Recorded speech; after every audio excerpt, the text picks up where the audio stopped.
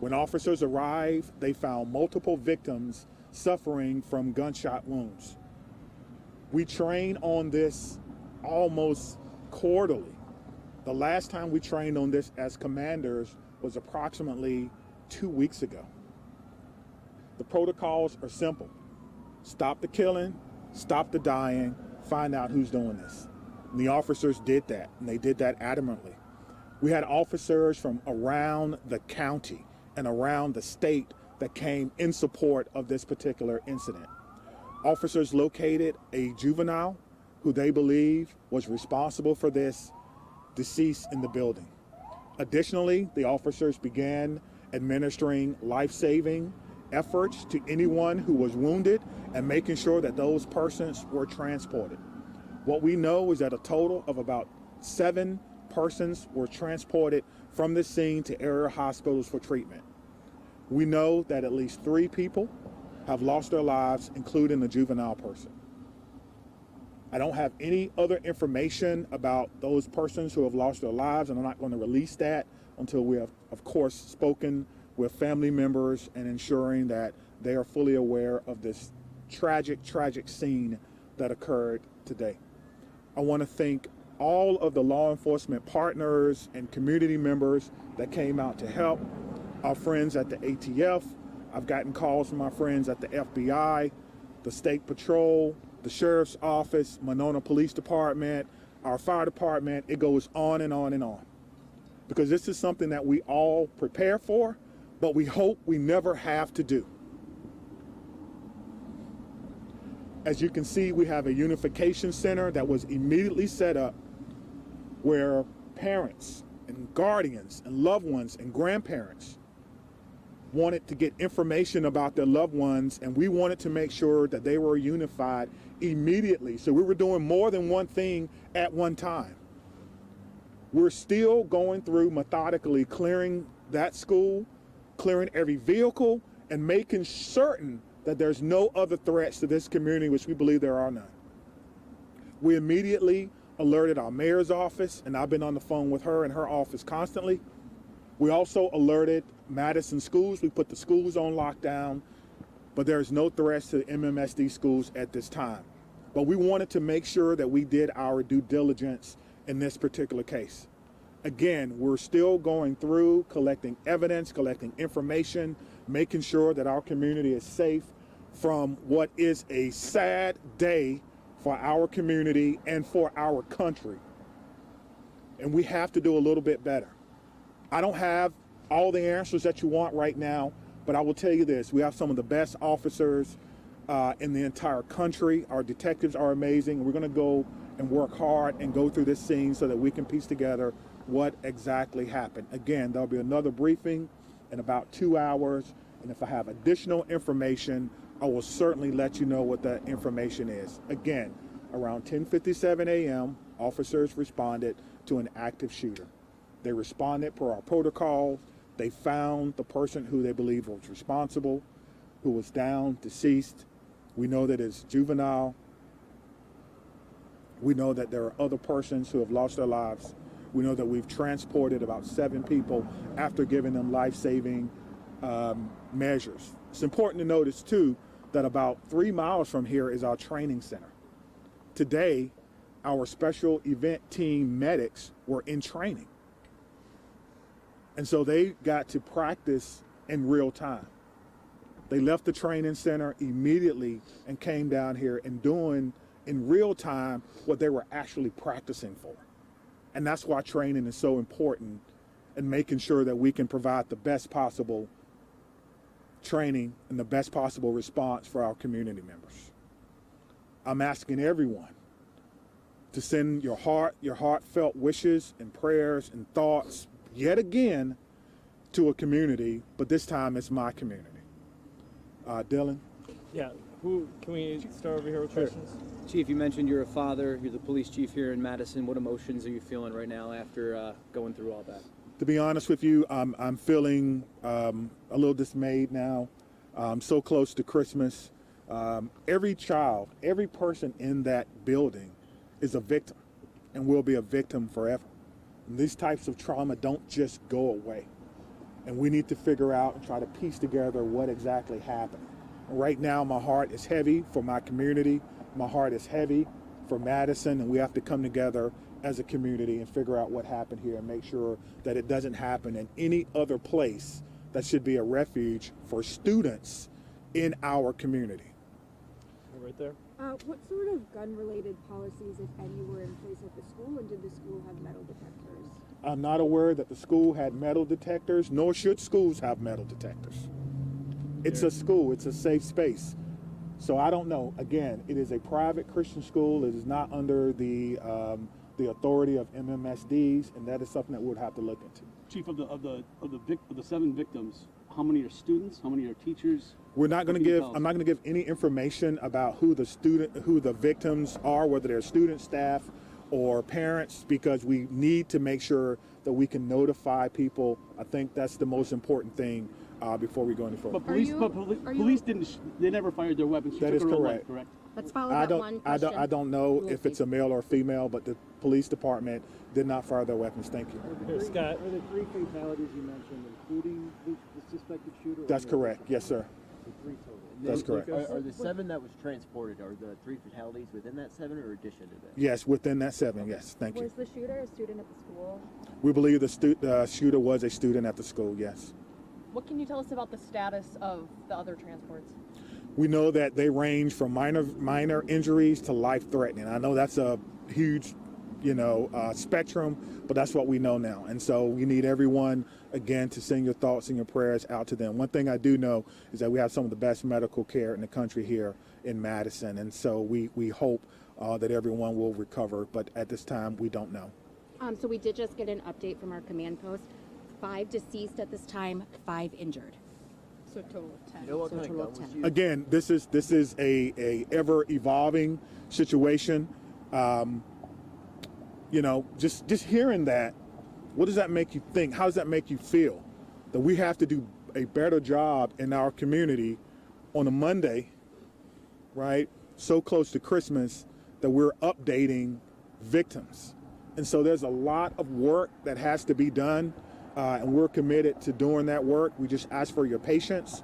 I think the most important part is the reunification, again, that we spoke about, making sure that those persons who were in the schools, whether they're staff, students, or what have you, are reunified, and we have done that. Again, I want to say thank you to all our partners. Again, our friends are here from the ATF. They're going to help us. I heard the question about the gun. I don't know yet, which is why we have a great partnership with the ATF that will help us determine the origin of this gun and where it happened. So I'm gonna leave it at that, and we will have another press conference. Stephanie has the location. We're doing 2:30 at Fire Station 14 in their community room. 2:30, Fire Station 14. Steph, Okay. can you confirm the 5 who are dead? Does that include the shooter? That doesn't It include the would, Are the yes. victims it would. students, teachers, a mix? Yeah, again, we're Still not going to looking to talk notify about families. Don't that hold you until we notify all the families that may be involved. Again, this is Was this a 17-year-old girl? this is Was an this a 17-year-old girl, Chief? ever evolving situation, and we're trying to figure it out. What did you say, Has the man? school been cleared? Are all the students out of The school has been through a secondary clearing. We're doing another one now with the help of bomb dogs, just in case. We want to clear vehicles and things of that nature. So we're going to take our time, and we're going to go through, and we're going to do everything that we can. So All right, thank you very much, and we'll see you 2:30, soon. okay, Thank at you. Fire 2:30. Station 14 in the community room. This is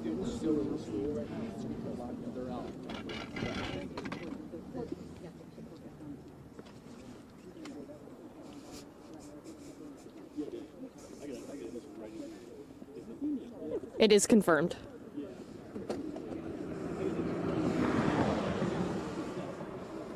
Yeah.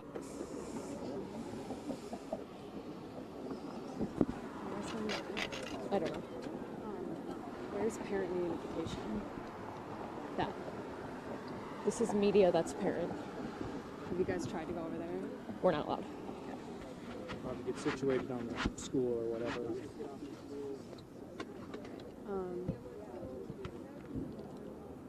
Where's the school? I'm gonna talk to The school is down the street. you. Worry about Okay.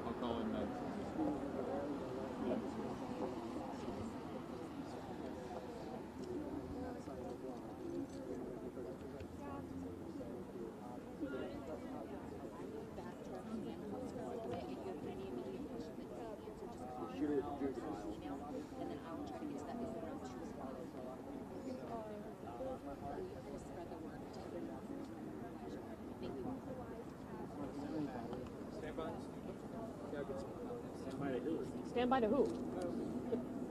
Well, that doesn't help. I know. Meryl. Going to Meryl.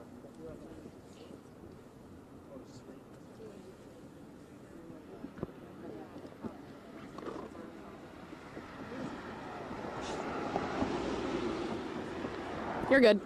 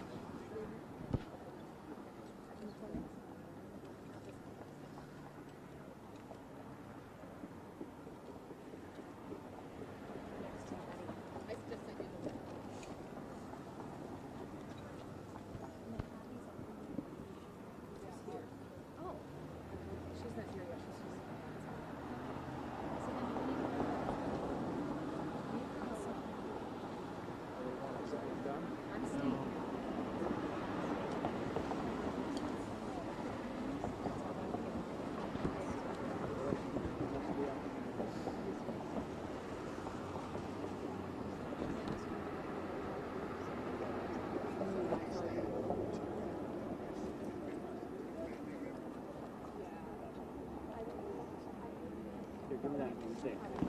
Switch back.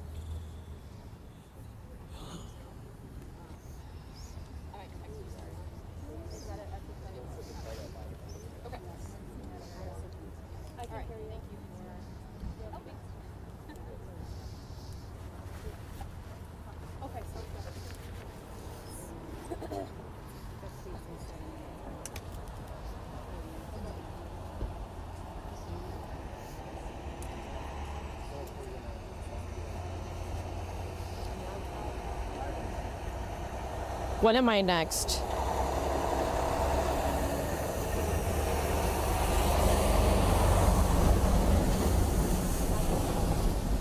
Okay, I have to recall in my IFB because this phone's about to die, so give me a second. Okay, thank you.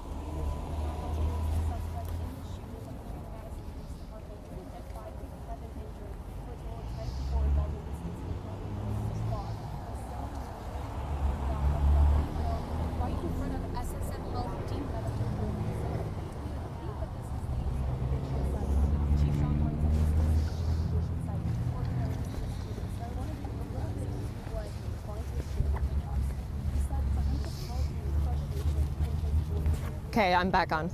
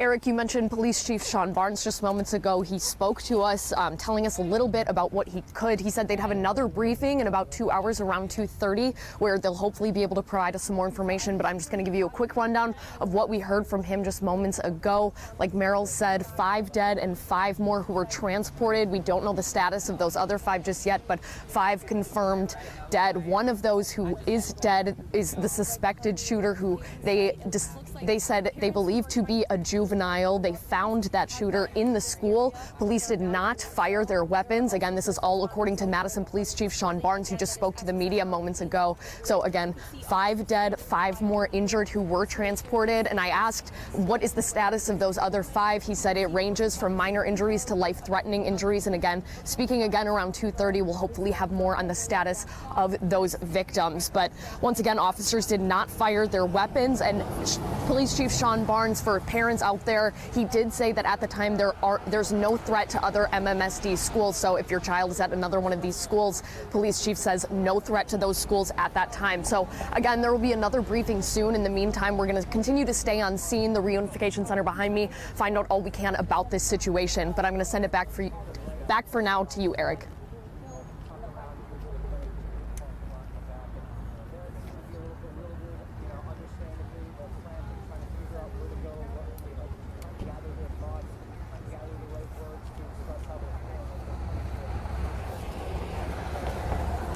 I think I'm good.